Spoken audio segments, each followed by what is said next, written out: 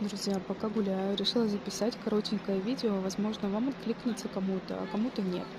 В общем, пришла ко мне на терапию моя коллега, и запрос у нее довольно-таки интересный. Помогающие практики могут увидеть, услышать сейчас себя в этом запросе. Из серии того, что нет клиентов, я их постоянно где-то ищу, и, соответственно, нет приходов, финансов нет. И начался этот запрос с такой злости из серии «Я же потратила уже около 2 миллионов на свое саморазвитие, а не могу их отбить». Так вот, ребят, услышьте меня сейчас и осознайте, если вы начинаете свою практику с мысли о том, что вы хотите за счет клиентов отбить какие-то свои финансы, то терапии никакой не случится. И люди не дураки. Они прекрасно чувствуют, они идут на вашу энергетику, они чувствуют, чем вы можете помочь им.